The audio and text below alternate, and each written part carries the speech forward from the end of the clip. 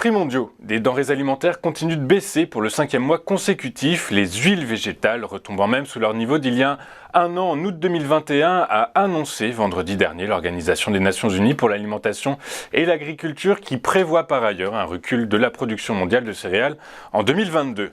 Selon le baromètre des prix mondiaux des denrées alimentaires de la FAO, les cours de la plupart des produits de référence ont baissé en août. Cet indice des produits alimentaires enregistre même un recul de 1,9% par rapport au mois de juillet, mais reste à un niveau supérieur de 7,9% à sa valeur d'il y a un an. Cet indice, qui suit la variation des cours internationaux d'un panier de produits de base, n'a cessé de reculer depuis le plus haut historique atteint en mars dernier après l'invasion de l'Ukraine par la Russie. Dans le détail, l'indice des prix des céréales diminue ainsi de 1,4% sur un mois sous l'effet d'une baisse de 5,1% des prix internationaux du blé. Ce repli reflète l'amélioration des perspectives de production en Amérique du Nord et en Russie, ainsi que la reprise des exportations depuis les ports de la mer Noire en Ukraine. L'indice des prix des produits laitiers a perdu 2% en août, mais affiche encore une valeur supérieure de 23,5% à celle d'août 2021. Les prix de la viande ont fléchi de 1,5% par rapport à juillet, mais ils restent encore en hausse de 8,2% par rapport à leur valeur d'il y a un an. Côté prospective maintenant, la production mondiale de céréales devrait baisser de 38,9 millions de tonnes, soit 1,4% par rapport à l'année précédente, selon le bulletin de la FAO sur l'offre et la demande de céréales. La plus grande partie de cette révision à la baisse est à mettre au compte des céréales secondaires. En effet, on prévoit une baisse de 16% des rendements du maïs dans l'Union européenne par rapport à la moyenne quinquennale, compte tenu des conditions météorologiques exceptionnellement chaudes et sèches cet été.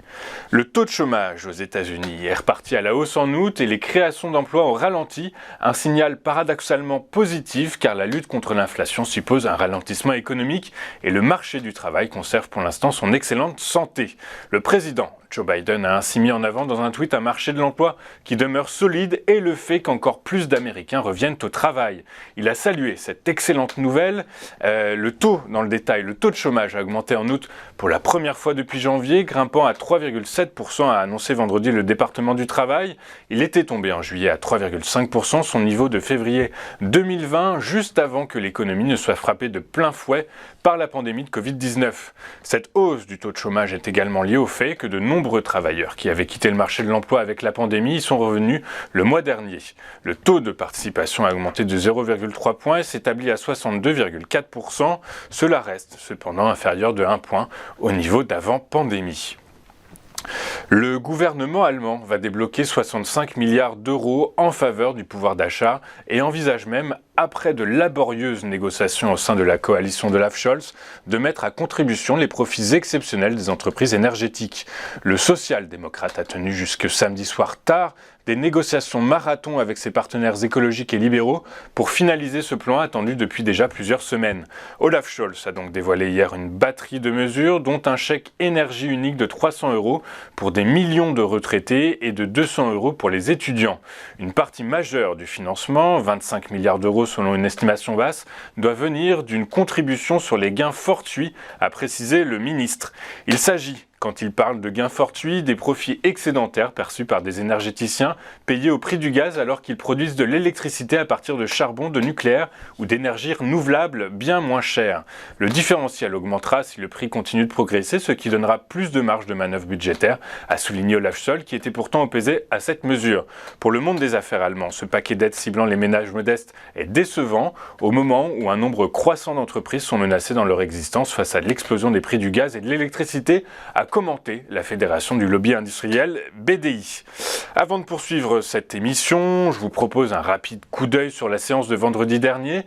Les bourses européennes ont terminé en hausse. Les chiffres mensuels sur l'emploi aux États-Unis ont été salués par les investisseurs. En effet, comme nous venons de voir, le taux de chômage aux États-Unis est reparti à la hausse en août et les créations d'emplois ralenties, un signal paradoxalement positif car la lutte contre l'inflation passe par un ralentissement économique, même si le marché du travail reste très tendu outre-Atlantique.